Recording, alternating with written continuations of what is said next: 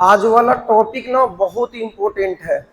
यहाँ से सवाल हर एक एग्जाम में आपको मतलब अच्छा लेवल का एग्जाम रहेगा तो उसमें यहाँ से क्वेश्चन जरूर देखने को आपको मिलेगा।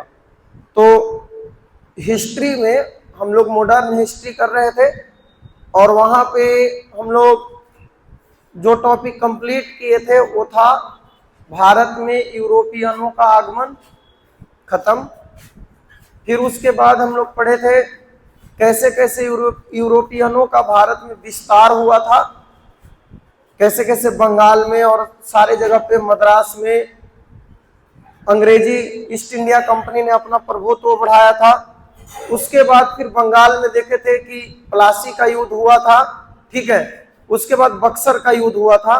प्लासी के युद्ध तो षड्यंत्र था, लेकिन बक्सर का युद्ध पूरी तरह से सैनिक क्षमता से लड़ा गया युद्ध था, जिसमें भारतीय सेना जो त्रिगुट बना था, जिसमें अवध का नवाब सुजाउद्दौला, मुगल बादशाह शाह आलम द्वितीय और उसके बाद बंगाल का नवाब मीर कासिम, तीनों का हार हो जाता है।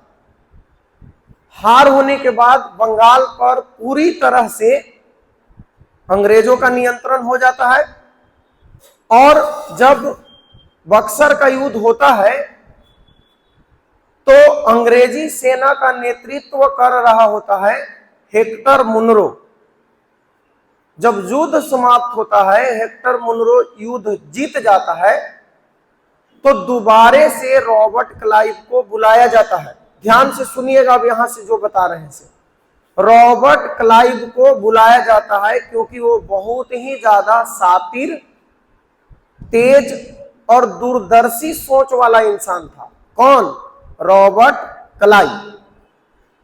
तो युद्ध जीतता है हेक्टर मुनरो के नेतृत्व में, लेकिन संधि करने के लिए बुलाया जाता है रॉबर्ट क्लाइव को। रॉबर्ट क्लाइव आता है और दो संधि करता है, जिसको इतिहास में इलाहाबाद के संधि के नाम से जाना जाता है। और इलाहाबाद का संधि बहुत ही इंपॉर्टेंट टॉपिक है कंपटीशन के एग्जाम के लिए, तो आप इसको ध्यान से पढ़िएगा। हम लोग शुरू से थोड़ा सा बैकग्राउंड ले लेते हैं बक्सर के युद्ध का, उसके बाद दोनों इलाहाबाद के संधि देखेंगे, फिर चलेंगे बंगाल को स्टॉप करेंगे कुछ देर के लिए और साउथ में चलेंगे जहां पे तीन शक्ति जो है आपस में लड़ रहा है। एक है मराठा, दूसरा है हैदराबाद का निजाम और तीसरा है मैसूर का हैदर अली। ये तीनों आपस में लड़ रहे हैं। इसका फायदा उठाता है अंग्रेज और फूट डालो और शासन करो की नीति के द्वारा बारी बारी से हराता है सबको। उनका मुख्य टारगेट रहता है मैसूर का हैदर अली और उनका पुत्र टीपू सुल्तान, क्योंकि ये जो थे अंग्रेजों के विस्तार में सबसे बड़े बाधा थे, क्योंकि बाप बेटा दोनों बहुत ही बहादुर किस्म के शासक थे और बहुत उच्च लेवल के देशभक्त थे। तो उसको देखेंगे। अंग्रेजों और हैदर अली और टीपू सुल्तान के बीच में 4 आंग्ल मैसूर युद्ध होता है। आज कोशिश करेंगे कि उनमें से 2 को पढ़ने देखते हैं जब तक मेरा तबीयत ठीक रहेगा, और उसके बाद 2 जो है वो नेक्स्ट क्लास में पढ़ेंगे, ठीक है। तो चलिए शुरू करते हैं। बैकग्राउंड समझा दिए आपको, बात शुरू करेंगे हम लोग बक्सर के युद्ध से। पढ़ लिए हैं पर थोड़ा सा रिकैप के लिए, ताकि पीछे वाला चीज याद हो जाए, ठीक है। तो बक्सर का युद्ध, बक्सर का युद्ध तो आपको याद होगा। बताइएगा बक्सर का युद्ध कब होता है? कब होता है बक्सर का युद्ध? डेट याद रखना है, 22 अक्टूबर 1764 को होता है। 22 अक्टूबर 1764 को होता है। ठीक है, 22 अक्टूबर 1764 को। और किसके बीच होता है?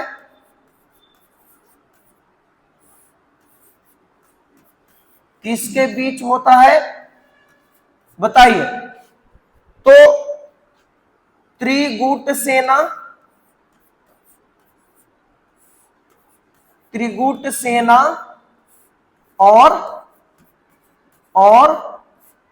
अंग्रेज के बीच, अंग्रेज के बीच होता है। त्रिगुट सेना और अंग्रेज के बीच होता है। ये जो त्रिगुट सेना है, त्रिगुट सेना, इसमें आपके रहते हैं, एक तो रहता है मुगल बादशाह, मुगल बादशाह, मुगल बादशाह, मुगल बादशाह कौन? शाह आलम द्वितीय। मुगल बादशाह कौन?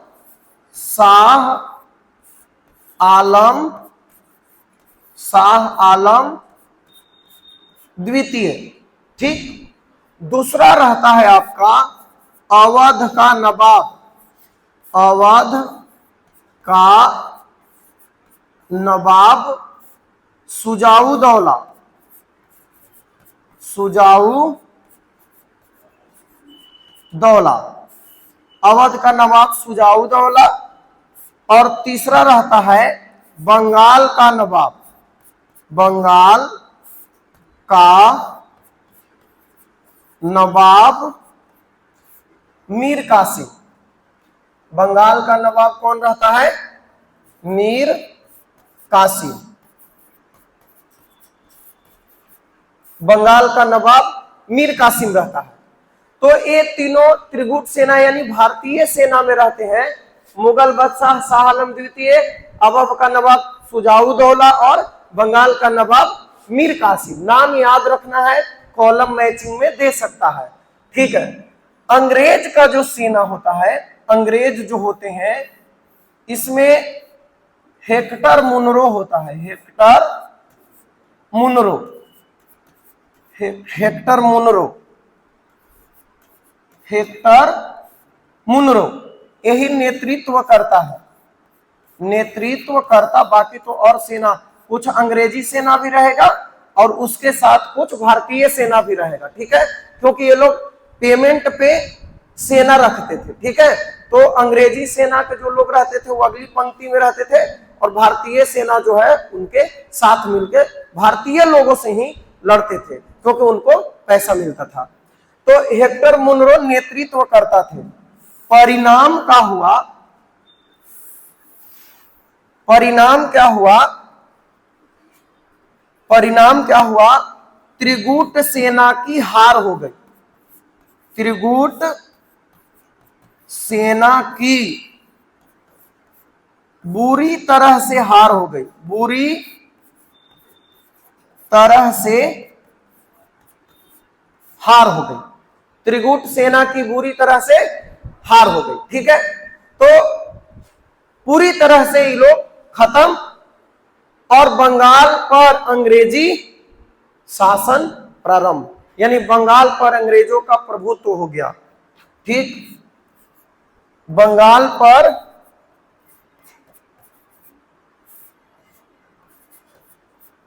अंग्रेजी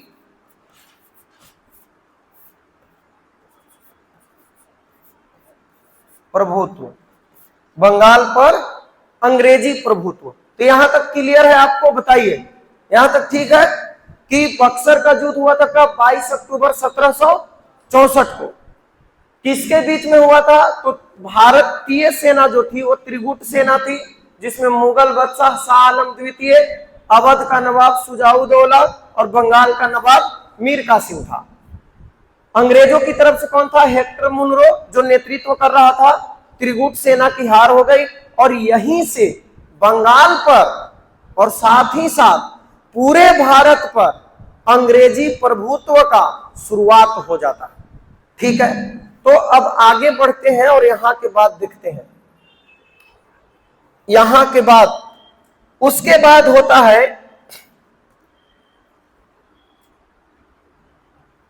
इलाहाबाद की संधि क्या होता है? इलाहाबाद की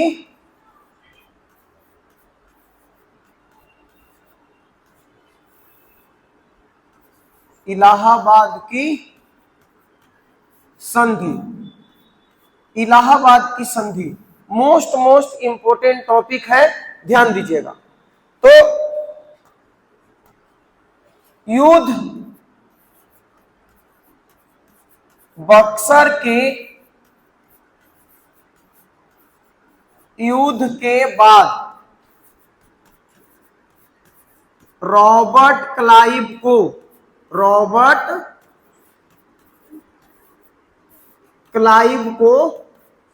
वापस बुलाया जाता है। हाँ, रॉबर्ट क्लाइव को वापस बुलाया जाता है, वापस बुलाया जाता है। रॉबर्ट क्लाइव को वापस बुलाया जाता है। क्यों? क्योंकि ये बहुत समझदार था। देखो, युद्ध जीतना और कागज पर युद्ध जीतना दोनों में बहुत अंतर होता है, ठीक ना। दो उदाहरण देते हैं आपको। 1971 में भारत और पाकिस्तान के बीच में युद्ध हुआ था, ठीक, इंदिरा गांधी के समय में। कैसे कैसे पासा पलटता है उसको ध्यान से समझिएगा। जो बांग्लादेश है, आज का बांग्लादेश, वो 1971 से पहले पूर्वी पाकिस्तान के नाम से जाना जाता था। जब भारत और पाकिस्तान का बंटवारा हुआ था 14 अगस्त 1947 को, तो दो जगह पे पाकिस्तान बना था। एक जो अभी वर्तमान का पाकिस्तान है भारत के पश्चिम में, और बंगाल को काट के और बांग्लादेश बनाया गया था। यानी वो बांग्लादेश नहीं था, वो पूर्वी पाकिस्तान था। यानी भारत के दोनों तरफ से पाकिस्तान था। पश्चिम में तो पाकिस्तान है ही, पूरब में भी पाकिस्तान था। लेकिन जो शासन व्यवस्था होता था वो पश्चिमी पाकिस्तान से होता था, अभी का जो पाकिस्तान है।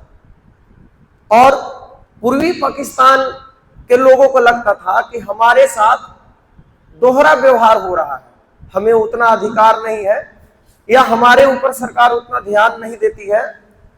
तो वहां पर शेख मुजीबुर रहमान, जो शेख हसीना है ना, जो भी लड़ाई हुआ तो भाग के भारत में आ गई, तो उनके नेतृत्व में आंदोलन चल रहा था, ठीक है। तो पश्चिमी पाकिस्तान जो है वो सेना भेज के वहां पे बर्बरता कर रहा था।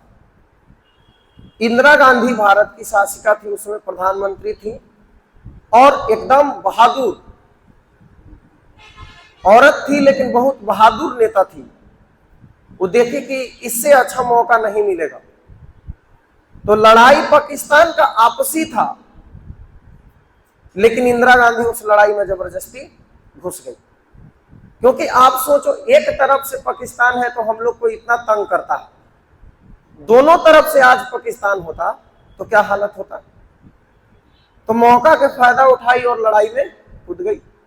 अमेरिका से धमकी भी मिला, अमेरिका अपना 7वां बेड़ा भी भेज दिया हिंद महासागर में, लेकिन ये सीधे सीधे कह दी कि चाहे कुछो कर लो, हम तो मारेंगे, ठीक है।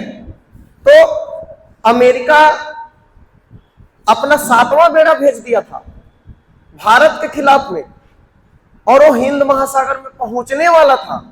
अब अगर वो पहुंच जाता और लड़ाई में शामिल हो जाता तो भारत के लिए मुश्किल था। लेकिन रूस से इंदिरा गांधी संधि कर रखी थी, तो जैसे ही रूस को पता चला कि अमेरिका युद्ध में शामिल हो रहा है, तो रूस भी अपना जहाजी बेड़ा भेज दिया।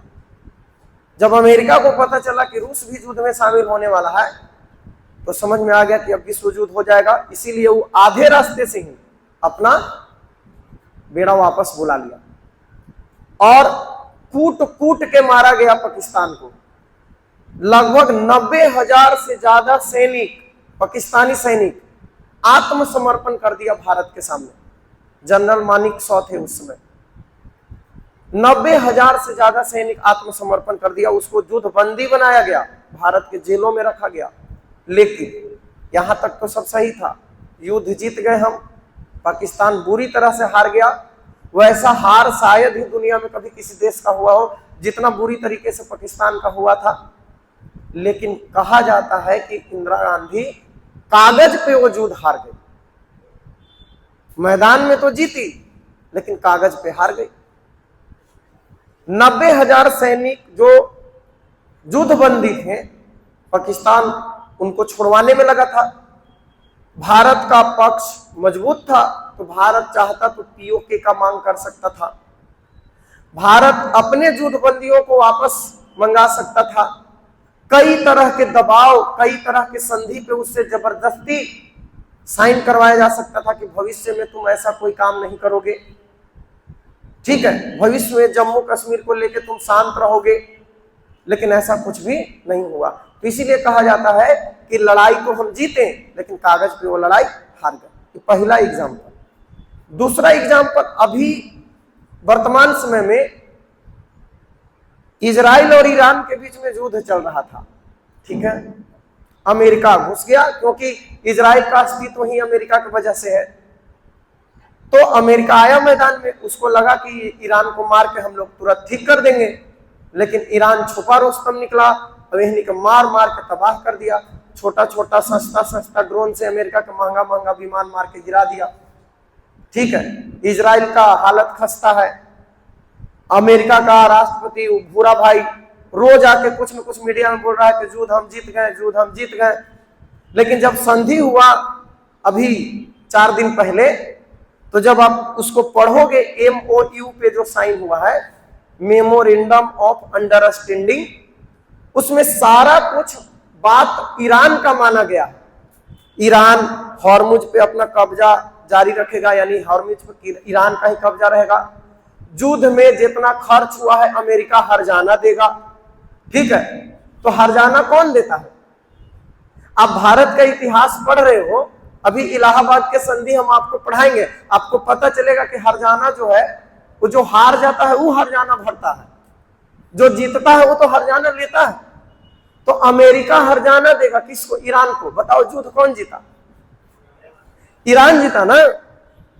तो भले सारी दुनिया को ये हवा मचा के रख रहा है कि अमेरिका युद्ध जीत गया, युद्ध जीत गया, लेकिन असल में युद्ध जीतना उसको कहते हैं जो कागज पर जीत जाता है। तो कागज पर कौन जीत गया? ईरान जीत गया, ठीक है। तो इस तरह से यहां पे रॉबर्ट क्लाइव को, इस संदर्भ हम जोड़े इस बात को समझाने के लिए कि रॉबर्ट क्लाइव को क्यों बुलाना पड़ा। तो रॉबर्ट क्लाइव एक बहुत ही दूरदर्शी शासक था। आपको पता है कि दक्षिण में जब फ्रांसीसी भारी पड़ रहे थे, डुपले मार मार के इन लोग का हालत खराब किए हुए था, तो रॉबर्ट क्लाइव एक क्लर्क के रूप में आया था और एक इस तरह से वहां पे रणनीतिक तरीके से लड़ाई लड़ता है कि फ्रांस को वहां से बाहर कर देता है। इसीलिए इसको स्वर्ग से उतरा हुआ सैनिक के नाम से जाना जाता है। हालांकि इसके साथ बहुत अच्छा नहीं हुआ। जब भारत से ही गया तो इस पे ना भ्रष्टाचार का आरोप लग गया।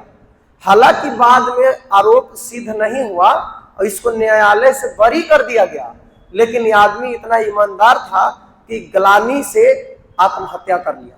ये भी सवाल पूछा जाता है कि कौन सा गवर्नर था जो आत्महत्या कर लिया था? तो कौन था?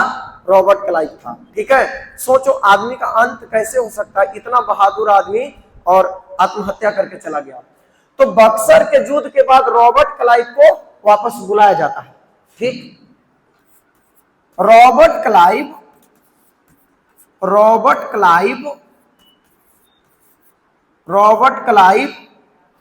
भारत आकर 2 संधि करता है, 2 संधि करता है, जिसे इलाहाबाद के संधि के नाम से जाना जाता है। भारत आने के बाद रॉबर्ट क्लाइव 2 संधि करता है, जिसको हम लोग इलाहाबाद के संधि के नाम से जानते हैं। तो याद रखिएगा, इसमें इलाहाबाद का प्रथम संधि, इलाहाबाद का प्रथम संधि और इलाहाबाद का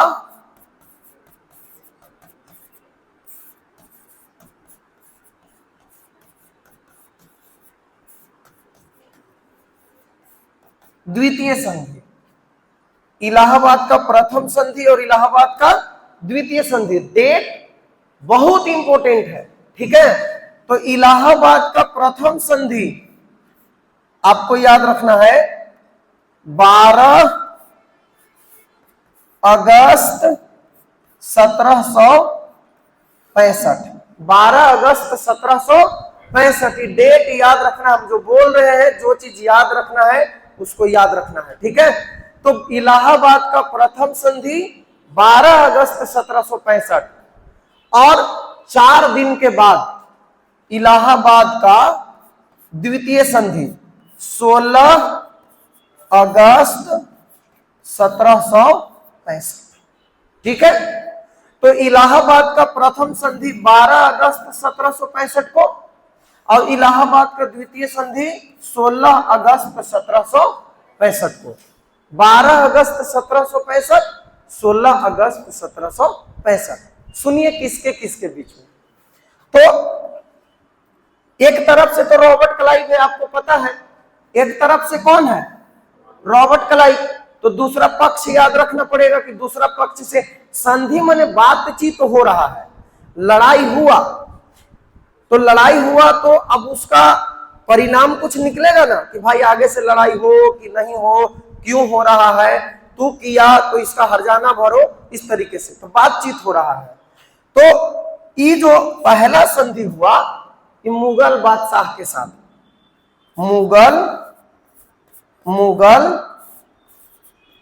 बादशाह के साथ। पहला संधि किसके साथ रॉबर्ट क्लाइव ने किया? मुगल बादशाह के साथ किया। और दूसरा संधि अवध के नवाब के साथ, अवध के नवाब के साथ, अवध के नवाब के साथ दूसरे, दोनों से अलगे अलगे संधि करता है, ठीक है। एक साथ बैठा के नहीं, दोनों से अलगे अलगे। अब आप समझो कि दोनों से अलगे अलगे संधि क्यों करता है। आपको अगर जीवन में राजनीति सीखना है तो कुछ नहीं, सिर्फ आधुनिक भारत का इतिहास पढ़ो। आजकल के नेता और आजकल के जो थिंकर होते हैं ना, इन लोगों के आसपास भी नहीं ठहरते हैं जितना ये लोग दूर का सोचता था। और कितने ये लोग जितने बहादुर थे उतने ही ज्यादा तेज दिमाग के थे, बहुत दूर की सोचते थे। ये क्या करेगा, अभी देखेगा कि मुगल बादशाह जो है, कम से कम बादशाह है तो अभी भी पूरे भारत का बादशाह है वो। उसके पास जो राजा होगा उसकी जनसंख्या भी होगी, उसके पास लोग भी होंगे। और वो ऐसा नहीं कि एकदम वो बहुत ज्यादा कमजोर हो गया, ठीक है लड़ाई हार गया, लेकिन फिर भी भारत का शासक है। तो रॉबर्ट क्लाइव क्या करेगा, यहां भी दिमाग लगाएगा। जो मुगल बादशाह के साथ संधि करेगा वो अपमानजनक संधि नहीं होगा, वो मुगल बादशाह को बहुत ज्यादा बेइज्जत नहीं करेगा, उसको मान सम्मान देगा, उसके साथ बढ़िया संधि करेगा, उसके साथ बराबरी का संधि करेगा। हो सकता है कि थोड़ा मोड़ा अपना नुकसान भी झेलेगा, ठीक है, लेकिन जो अवध के नवाब होगा ना उसको भिंजा के जूता मारेगा, इसको ना पूरी तरह से बेइज्जत करेगा, इसको एकदम बहुत ही ज्यादा मतलब नुकसान पहुंचाने वाला संधि इसके साथ करेगा। तो सोचो ये लोग कितना गेम खेलता था। तो पहला संधि जो अवध के नवाब यानी मुगल बादशाह के साथ जो संधि होता है, इसमें बराबरी वाला संधि होगा। और इसके साथ जो संधि होगा बहुत ही अपमानजनक संधि होगा इसके साथ। किसके साथ? अवध के नवाब के साथ। एक 12 अगस्त 1765 को और दूसरा 16 अगस्त 1765 को। चलिए आगे बढ़ते हैं। तो हम लोग देखते हैं इलाहाबाद का प्रथम संधि, ठीक है। तो इलाहाबाद का आजकल क्या नाम है इलाहाबाद का? इलाहाबाद का प्रथम संधि। हाँ, पिछला 10-12 साल में और कुछ चेंज हो या ना हो, नाम खूब चेंज हुआ है, ठीक है। और तो कोई चेंज हुआ नहीं है, और जो भी चेंज हुआ वो बहुत ज्यादा सुधार वाला नहीं है और बुरा हालत हो गया है, पर नाम खूब बढ़िया बढ़िया रखा गया है बहुत जगह का। तो इलाहाबाद का प्रथम, हाँ प्रयागराज, सुनने में बहुत अच्छा लगता है, धार्मिक नाम है ना। तो इलाहाबाद का प्रथम संधि, ध्यान दीजिएगा। अब आप बताइए भी कुछ कुछ बात, किसके बीच हुआ? किसके बीच हुआ? हाँ, मुगल बादशाह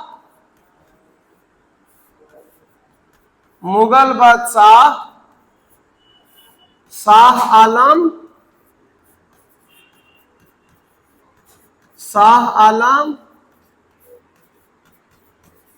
द्वितीय एवं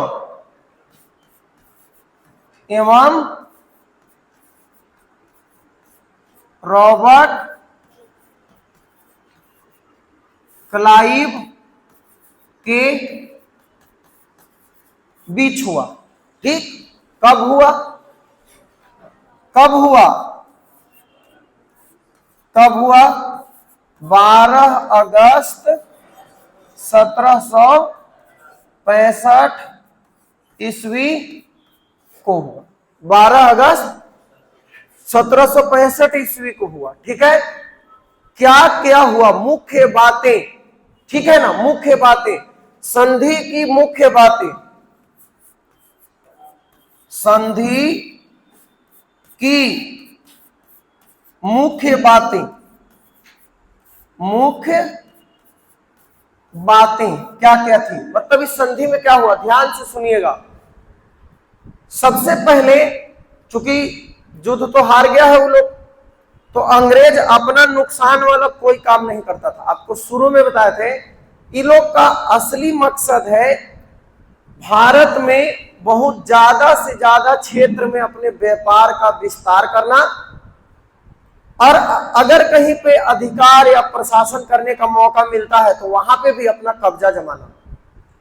तो सबसे पहला प्रावधान होता है कि मुगल बादशाह शाह आलम द्वितीय से ये लोग दीवानी अधिकार प्राप्त करते हैं। अब यहाँ पे बहुत सारा पॉइंट हम बताएंगे, वो आपको ध्यान से सुनना है और याद रखना है। दीवानी अधिकार का मतलब राजस्व वसूलने का अधिकार, टैक्स वसूलने का अधिकार, ठीक है। अब आप सोचो कि कहीं का एक राजा है, जैसे हम यहाँ पे पढ़ा रहे हैं, तो मेहनत करने का अधिकार हमारा रहे, अब पैसा कलेक्ट करने का अधिकार दूसरे का हो जाए कि तू पढ़ाएगा और पैसा मेरा होगा, तो बताइए ये अधिकार कहलाएगा? पढ़ावे वाला ये अधिकार कहलाएगा?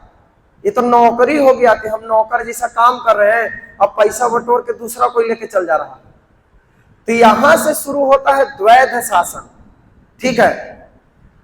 तो बंगाल, बिहार और उड़ीसा, बंगाल, बिहार और उड़ीसा का दीवानी अधिकार अंग्रेजों को प्राप्त हो जाता है, ठीक है।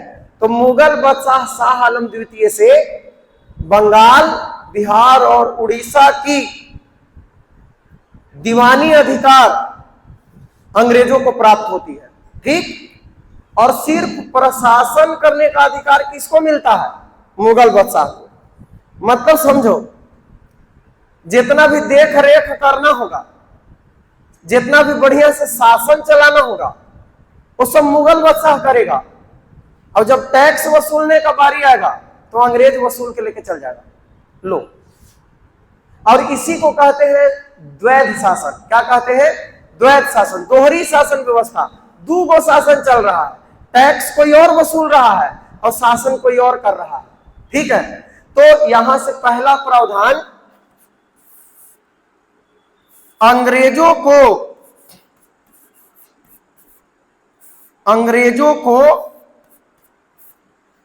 बंगाल,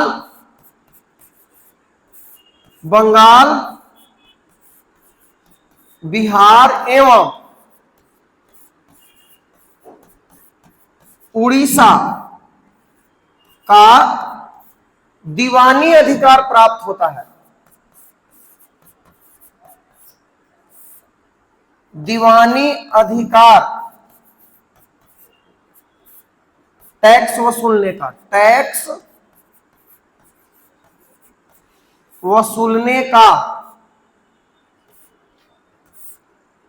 प्राप्त होता है, प्राप्त होता है।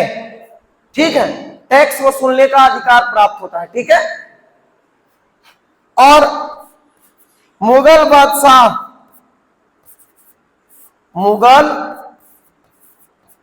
बादशाह का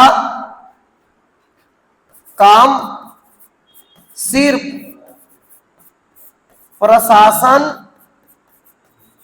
प्रशासन संभालना रह जाता है। यानी मुगल बादशाह शाह आलम द्वितीय सिर्फ राजा रहेंगे, नाम के राजा रहेंगे, पैसा कौड़ी नहीं रहेगा। पैसा कौड़ी सब के लेके जाएगा? अंग्रेज लेके जाएगा। ठीक है, तो ये हो गया। तो इसको कहा जाता है, दो भाग में बट गया कि एक दीवानी अधिकार,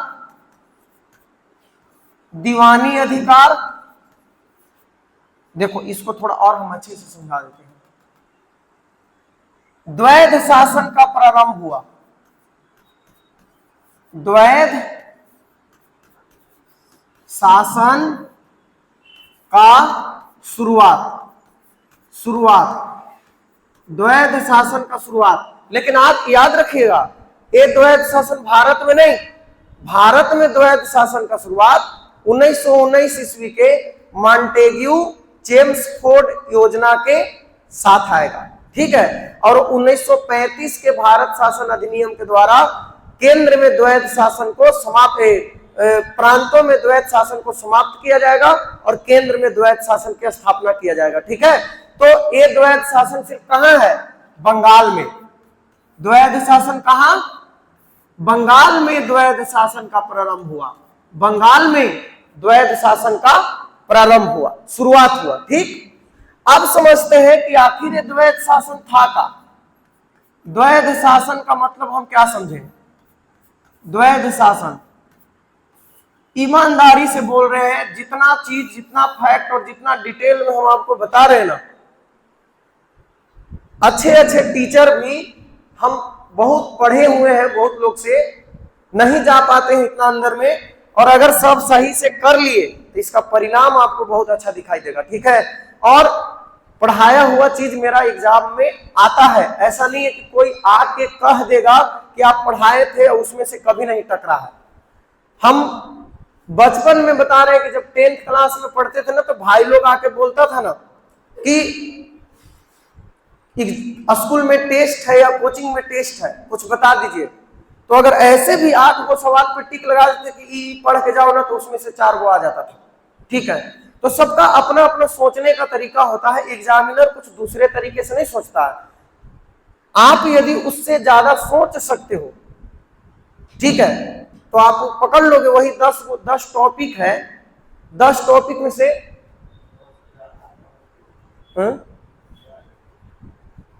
10 टॉपिक में से सवाल उसको पूछना है। ठीक है, तो वो भी आदमी है, अगर हमारा सोच उसके जैसा है तो हम भी उस तरीके का सोच सकते हो कि कौन कौन सवाल उठा सकता है, कहां से। ठीक है, तो इसीलिए जो बता रहे हैं उसको ध्यान से सुनिएगा। तो द्वैध शासन में क्या होता है कि 2 लोग शासन करते हैं। द्वैध शासन में क्या होता है कि बंगाल के क्षेत्र को 2 भाग में बांट दिया जाता है। एक दीवानी अधिकार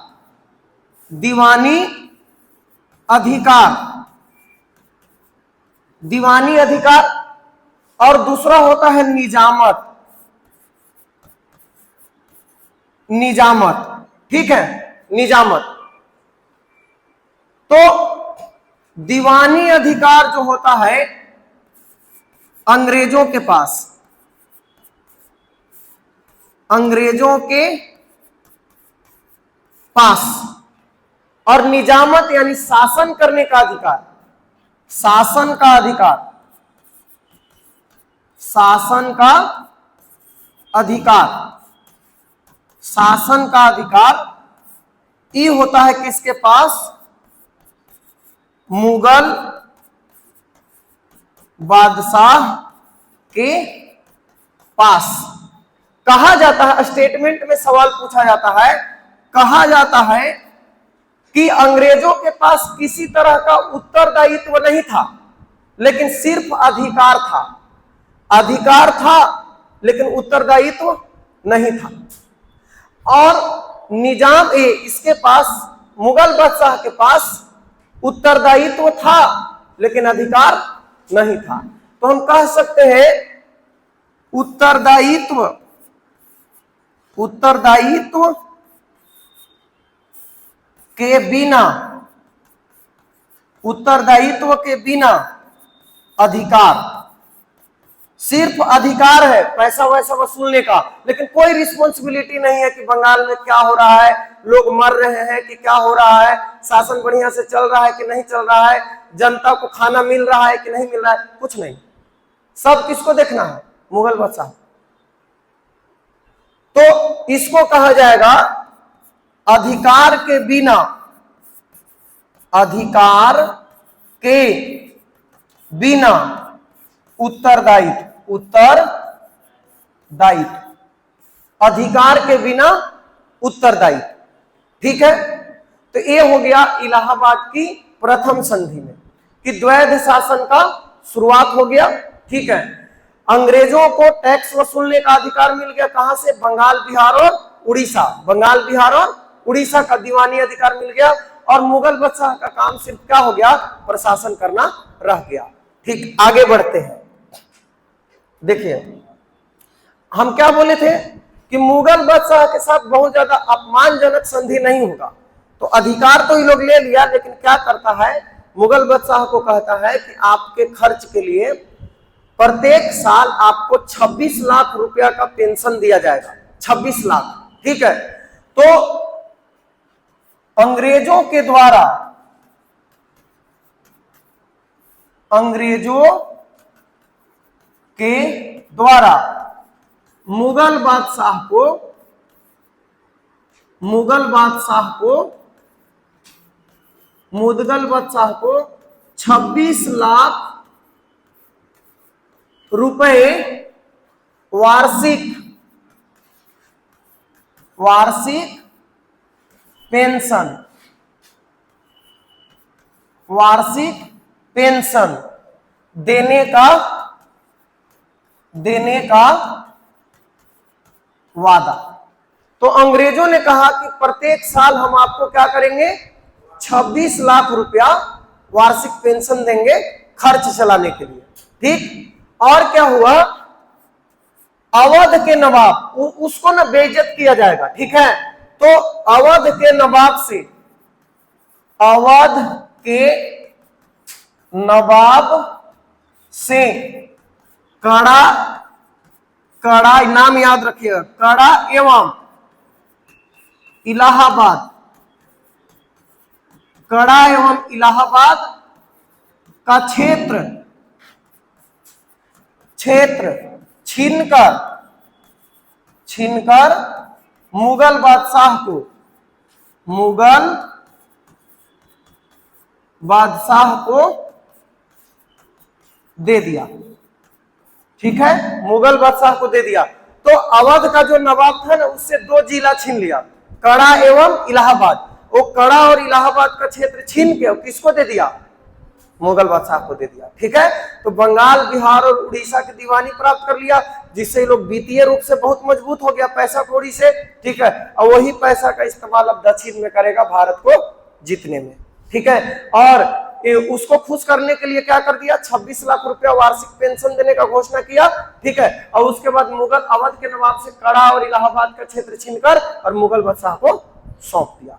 तो ये पूरा बात था किसका, इलाहाबाद का प्रथम संधि। इतना चीज आपको इसमें याद रखना है। अब इलाहाबाद का दूसरा संधि, ठीक है, इलाहाबाद का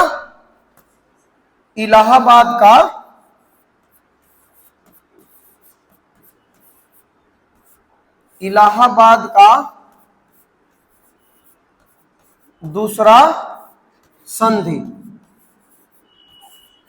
इलाहाबाद का दूसरा संधि बताइए किसके किसके बीच में, कब हुआ, पहले बताइए कब हुआ। हाँ, 16 अगस्त 1765 ईस्वी को, 16 अगस्त 1765 ईस्वी को किसके बीच हुआ,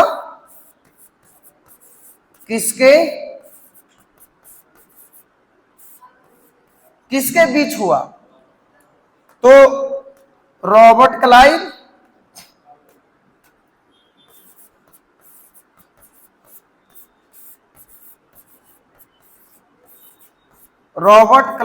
एवं अवध का नवाब कौन था, सुजाउद्दौला, सुजाऊ के बीच हुआ, ठीक है। तो पहले तो यही दोनों चीज याद रखना है कि 16 अगस्त 1765 को हुआ और किसके बीच हुआ, रॉबर्ट क्लाइव एवं अवध का नवाब सुजाउद्दौला। एक हुआ मुगल बादशाह के साथ और एक हुआ अवध के नवाब के साथ, ठीक है। तो क्या हुआ, मुख्य प्रावधान इसका क्या था, संधि की मुख्य बातें, संधि की मुख्य बातें, अंग्रेज इसका ना हालत खराब कर देगा संधि में। देखिए सबसे पहला बात कहेगा कि लड़ा है तो लड़ाई में हमारा नुकसान हुआ है, भरपाई करो, 50 लाख रुपया हर्जाना लेगा इससे, ठीक है। तो युद्ध हर्जाने के रूप में 50 लाख रुपया अवध के नवाब से मांगता है, ठीक है। तो अंग्रेजों ने युद्ध हर्जाने के रूप में अवध के नवाब से 50 लाख रुपया, 50 लाख रुपए वसूल किए। पहला बात 50 लाख रुपया लिया और 26 लाख रुपया देगा। 50 लाख रुपया लिया और कितना पैसा देगा, किसको, मुगल बादशाह को 26 लाख रुपया दिया। इन लोग के बाद को कोई भरोसा है कि हर साल देंगे, वो 1 साल के बाद ना देगा तो क्या कर लेगा, मजबूत है, खुद हराया है जुर्म में, दोबारा फिर मार के हरा देगा, ठीक है। तो अभी फिलहाल के लिए क्या करेगा, इधर से 50 लाख लेगा और उधर 26 लाख दे देगा, ठीक है। तो 50 लाख रुपया वसूल किया। दूसरा बात कि इससे छीनेगा क्या, कड़ा एवं इलाहाबाद का जिला छीन के किसको देगा, मुगल बादशाह को सौंप देगा। तो कड़ा एवं इलाहाबाद जिले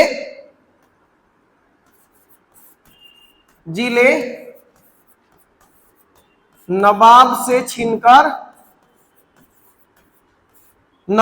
छीनकर किसको दे दिया, मुगल बादशाह को दे दिया। दूसरी बात, इसमें भी अपमान ही हुआ इसका, पहले तो पैसा वसूला, दूसरा भूगोल क्षेत्र भी छीन लिया, तीसरा बनारस पे ही कब्जा कर लिया था, ठीक ना। तो एक राजा थे बनारस के, नाम उसका भूल रहे हैं अभी हम, नोट्स में होगा। तो वो जिला क्या करता है, बनारस का अधिकार जो है ना वो वापस उसको लौटा, जिसका था ना अधिकार उसको वो लौटा देता है। यानी इसके हाथ से बनारस भी गया, इसके हाथ से बनारस भी गया, बनारस भी इससे छीन लेता है, ठीक है। और बनारस को नवाब से लेकर वहां के शासक, नाम मिल जाएगा आपको नोट्स में, हालांकि उसका नाम उतना पूछता नहीं है। बनारस को नवाब से लेकर वहां के शासक को सौंप दिया जाता है, सौंप दिया जाता है। और क्या होता है, सबसे महत्वपूर्ण बात, सहायक संधि लाभ देता है। क्या करता है कि कहता है कि सुनो, तू तो है कमजोर, तो आगे से तुम पे कोई भी हमला कर सकता है, साबित हो ही गया है, कुटाया पिटाया है लड़ाई में, तो साबित हो गया है कि तुम लोग कमजोर है, तो तुम्हारी रक्षा करने का हम वादा करते हैं। अभी रक्षा करने का वादा नहीं था, ये था कि तोरा यहाँ हम अपना आदमी रख देते हैं और हर बात की जानकारी हमको देगा। जैसे क्या है कि हम अपना एक आदमी को तुम्हारे यहाँ रख देंगे और कह देंगे ना कि देखो ये आदमी है, इससे खूब काम लेना, गाय के गवत वत दिलवाना, ठीक है, कुटी भूसा मंगवाना, और मेरा असली मकसद ये है पता करना कि तुम कर क्या रहे हो, तुम्हारे घर में क्या हो रहा है, और वो हमको सब सूचना देगा। तो ये अंग्रेज क्या किया कि अवध के नवाब के यहाँ, यानी अवध में अवध के नवाब के खर्चे पर अंग्रेजी सेना रखवा दिया। यानी सेना अंग्रेजी है तो मदद किसका करेगा, अंग्रेज का, बात किसका सुनेगा, अंग्रेज का। अच्छा, अगर अंग्रेज वहां से ऑर्डर दे देगा कि अवध के नवाब को ही घर के घेर को पीट देना है, तो उन्हीं ओकरे पीट देगा, लेकिन उसका खर्चा कौन देगा, अवध का नवाब देगा, ठीक है। तो इस तरह से वो लोग गजबे तरीके से गेम खेलता था, ठीक है। तो नवाब के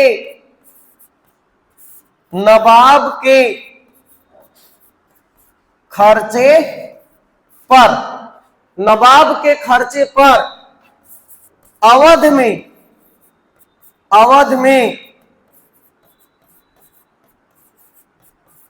अंग्रेजी सेना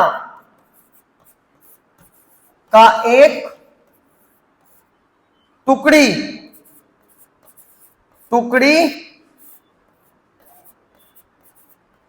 रखने का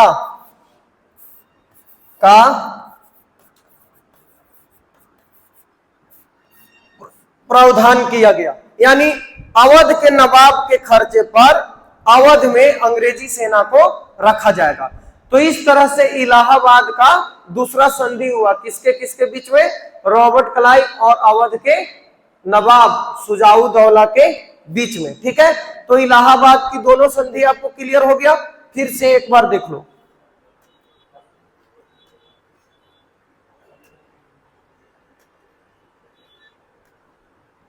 उस दिन क्या हुआ था ना, पीडीएफ कैसे खराब हुआ पता चला, वो हम स्लाइड बाय स्लाइड नहीं लिख के आगे बढ़ा के लिख दिए, और आगे बढ़ा के लिख दिए, सब एक के पेज पे आ गया।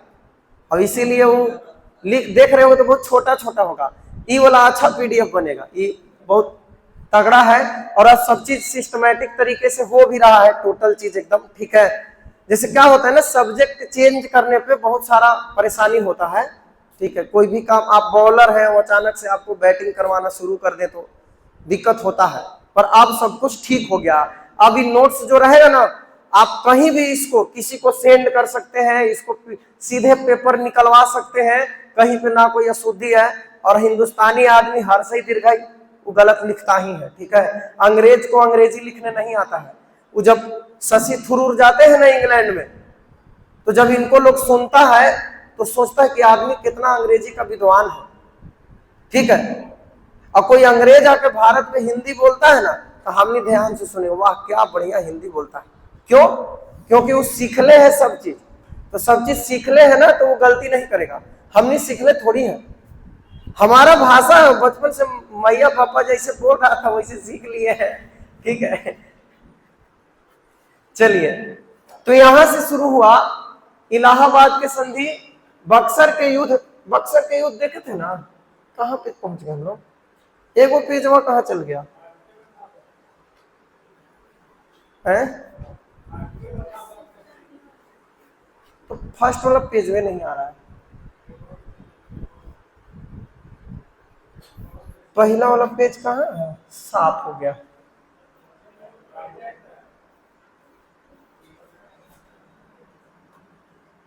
चलिए, अच्छा इलाहाबाद के संधि से होगा।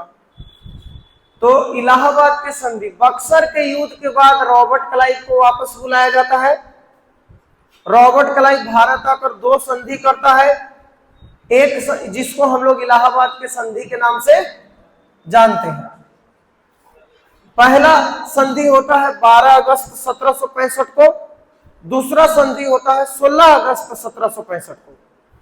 12 अगस्त 1765 को मुगल बादशाह के साथ संधि होता है और दूसरा संधि होता है अवध के नवाब के साथ, ठीक है। अब जो संधि होता है, प्रथम संधि मुगल बादशाह शाह आलम द्वितीय और रॉबर्ट क्लाइव के बीच 12 अगस्त 1765 को। संधि की मुख्य बातें, अंग्रेजों को बंगाल, बिहार, उड़ीसा का दीवानी अधिकार प्राप्त होता है। मुगल बादशाह का काम सिर्फ शासन संभालना रह जाता है। यहीं से द्वैध शासन का शुरुआत होता है और द्वैध शासन में दीवानी अधिकार अंग्रेजों के पास और निजामत अधिकार मुगल बादशाह के पास। उत्तरदायित्व के बिना अधिकार इसको कहा जाता है। इसके पास सिर्फ उत्तरदायित्व है, जिम्मेवारी है, लेकिन पैसा कौड़ी है ही नहीं, अधिकार नहीं है। इनके पास खाली अधिकार है, पैसा कौड़ी है, लेकिन कोई भी रिस्पॉन्सिबिलिटी नहीं है, ठीक है। उसके बाद अंग्रेजों के द्वारा मुगल बादशाह को 26 लाख रुपया वार्षिक पेंशन देने का वादा किया गया। अवध के नवाब से कड़ा और इलाहाबाद का क्षेत्र छीनकर मुगल बादशाह को दे दिया गया। इलाहाबाद का दूसरा संधि का बात करते हैं। 16 अगस्त 1765 को रॉबर्ट क्लाइव और अवध के नवाब शुजाउद्दौला के बीच होता है, ठीक है। यहाँ पे क्या होता है, अंग्रेजों ने युद्ध हर जाने के रूप में अवध के नवाब से 50 लाख रुपया वसूल किया। कड़ा और इलाहाबाद का जिला नवाब से लिया और वहां दिया था किसको, मुगल बादशाह को।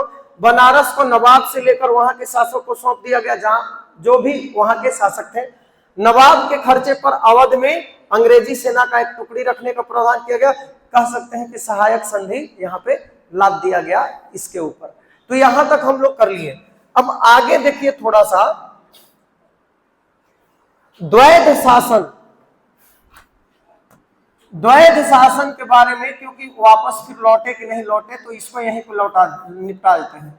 बंगाल में द्वैध शासन, बंगाल में द्वैध शासन, यहां से भी सवाल बनता है, ठीक।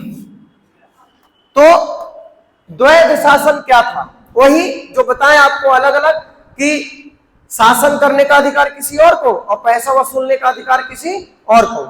तो बंगाल में द्वैध शासन, पहली बात डायरेक्ट सवाल पूछेगा, लागू किया किसने, लागू किया बताइए।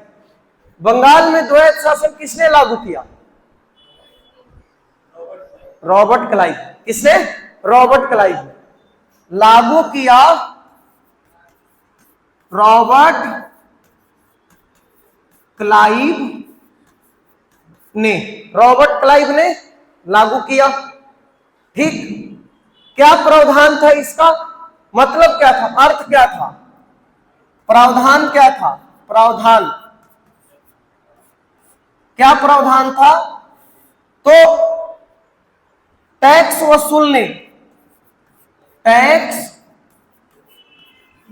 वसूलने का अधिकार या जिसको हम बोलते हैं दीवानी अधिकार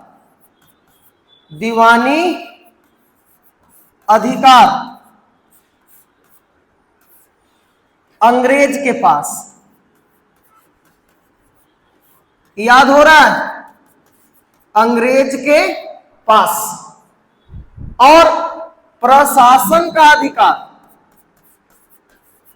प्रशासन का अधिकार, जिसको निजामत बोलते हैं। क्या बोलते हैं? हाँ, याद रखना है, इसमें तो हजामत कर देंगे हम, एग्जाम में आया और ना बना के आया तो। प्रशासन का अधिकार मुगल बादशाह के पास, मुगल बादशाह के पास। परिणाम इसका इतना गंदा होता है कि बंगाल कंगाल हो जाता है। जो बंगाल था वो कंगाल हो जाता है, ठीक है। खजाना खाली हो जाता है। कंपनी के जो अधिकारी थे अपना निजी व्यापार करके खूब पैसा कमाते हैं और कंपनी भी कंगाल हो जाती है। बंगाल तो कंगाल हो ही गया, कंपनी भी कंगाल हो गया।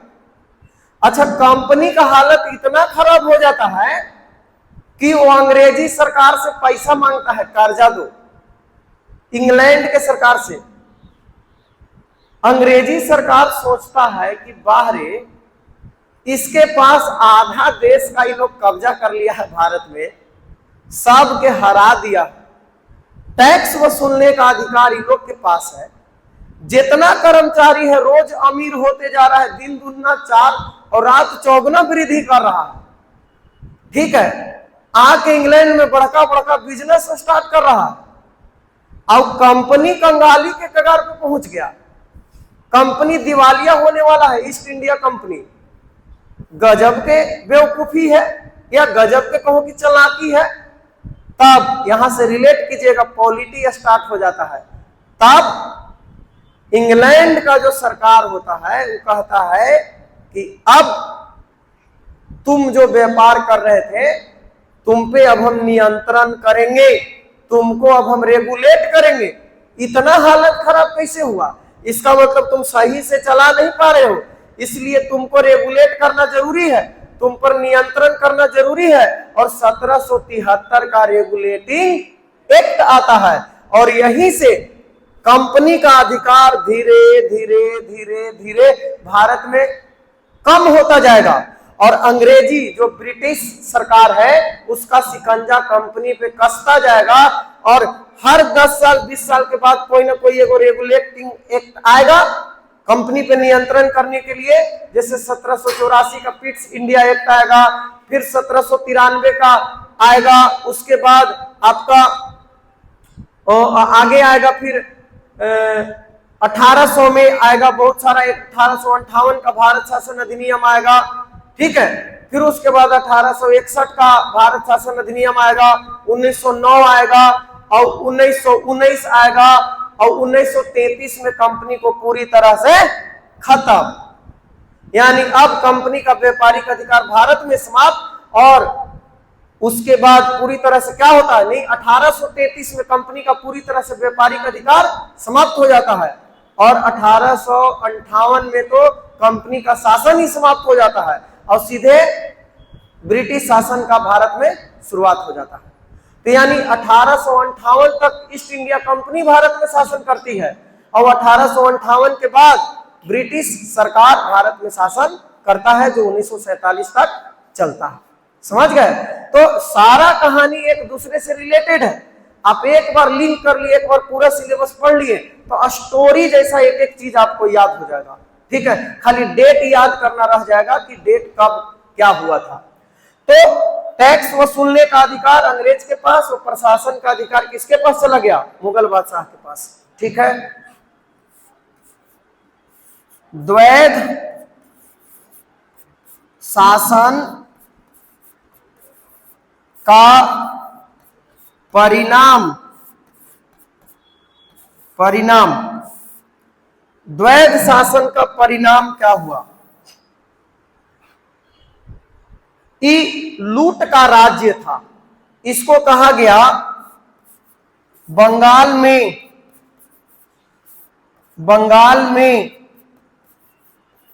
लूट का राज्य, लूट का राज्य। यहां से डाकुओं का राज्य का इसको संज्ञा दिया गया था, डाकुओं का राज्य। तो द्वैध शासन को ही कह सकते हैं डाकुओं का, मतलब सब लोग खाली लूट ही रहे थे बंगाल को, डाकुओं का राज्य, डाकुओं का राज्य। कंपनी के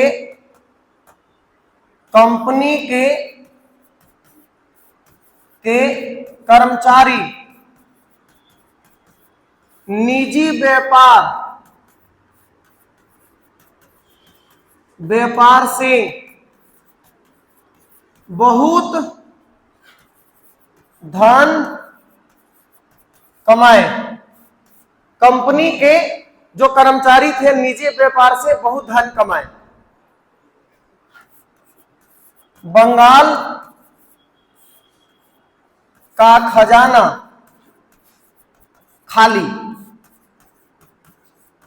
खाली हो गया, यानी कह सकते हैं कि बंगाल कंगाल हो गया। बंगाल क्या हो गया? कंगाल हो गया। ठीक है, कंपनी के कर्मचारी तो खूब पैसा कमाए,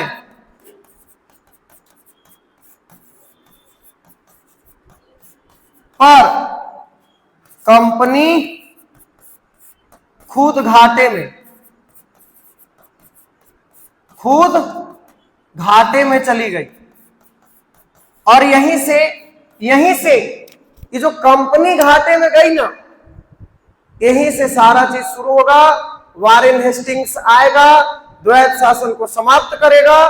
ठीक है, और खजाना को, जो सरकारी खजाना है, उसको स्थानांतरित करेगा मुर्शिदाबाद। ठीक है, और इस तरह से आगे का होगा सब, रेगुलेटिंग एक्ट वगैरह सब कुछ आएगा 1773 में। ठीक है, और कंपनी पे सरकारी नियंत्रण स्थापित हो जाएगा। लेकिन ये हमारा अभी मुद्दा नहीं है, जब आएगा तब देखेंगे। लेकिन ये बात समझिएगा कि बंगाल तो कंगाल हुआ, लेकिन कंपनी भी कोई ज्यादा फायदा में नहीं रही। हाँ, कंपनी के कर्मचारी खूब गर्दा उड़ा के पैसा कमाए, कंपनी के कर्मचारी पैसा कमाए, कंपनी कंगाल हो गया। एक चीज और याद रखिएगा,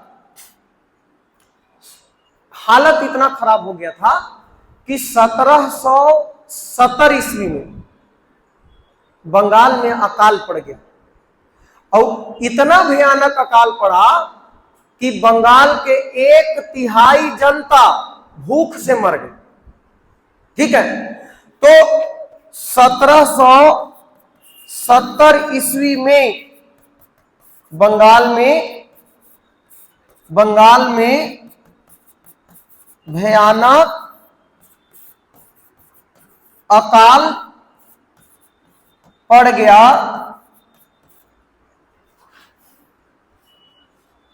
जिससे बंगाल की 1/3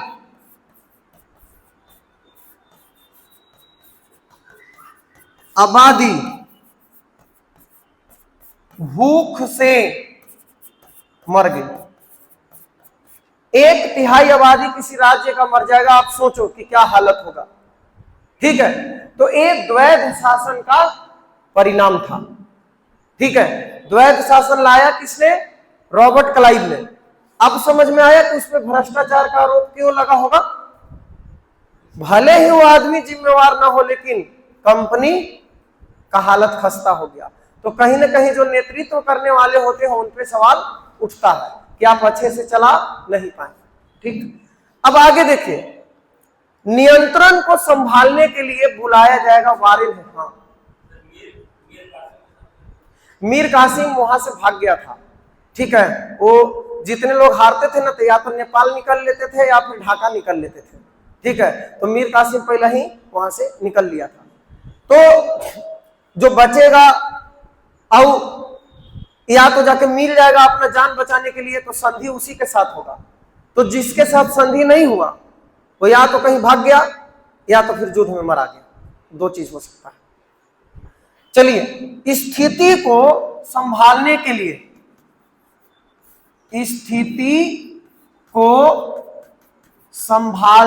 लिए, संभालने के लिए वारेन हेस्टिंग्स को बुलाया जाता है। किसको? Warren Hastings.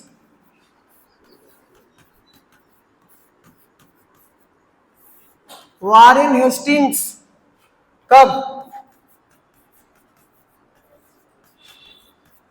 वारेन हेस्टिंग्स को बुलाया जाता है। भारत आते ही उसने बंगाल से द्वैध शासन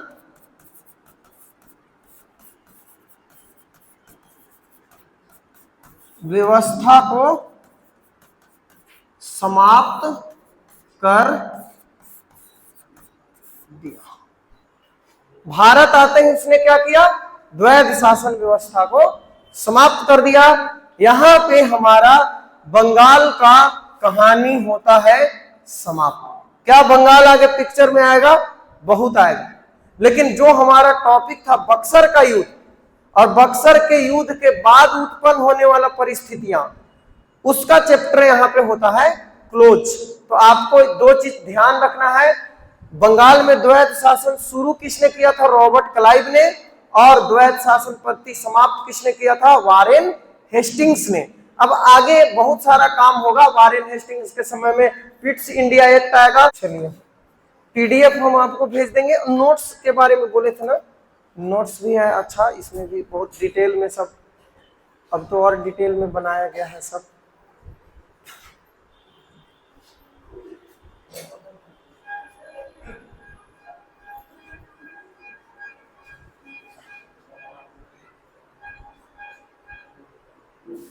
देखो, बक्सर का युद्ध का दिया हुआ है यहाँ पे।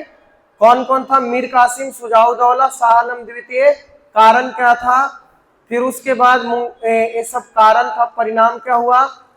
फिर इलाहाबाद की संधि यहां से शुरू होता है। ठीक है, इलाहाबाद की संधि में प्रथम संधि 12 अगस्त 1765 को, दीवानी अधिकार, वार्षिक पेंशन, इलाहाबाद और कड़ा जिला। फिर द्वितीय संधि किसके बीच हुआ? युद्ध हरजाना, क्षेत्रीय आत्मसमर्पण। ये बनारस वाला राजा के नाम हम भूल गए थे ना? हाँ, राजा बलवंत नाम था, बलवंत। तो उसी को बनारस वापस दे दिया गया। सहायक सेना की शुरुआत हुआ। अवध में नवाब के खर्चे पे सेना रख दिया। सारा बात आपको हम बता दिए हैं, आप सिर्फ इसको एक बार पढ़ लेना। ठीक है, टोटल चीज इसमें लिखा हुआ है, एक एक बात। और अब नोट्स ना थोड़ा, क्योंकि अब इसको खाली पढ़ना है, इसे लिखना नहीं है, इसलिए बहुत डिटेल में रहेगा। तो कुछ एक्स्ट्रा फैक्ट ऐसे छूटेगा तो नहीं, लेकिन छूटल फटकल इसमें मिलेगा ना कुछ, तो लिख लीजिएगा कॉपी पर। ठीक है, बाकी हम सब चीज पढ़ा देंगे। इधर मैसूर वाला है, तो मैसूर वाला कल हम लोग स्टार्ट करेंगे। ठीक है।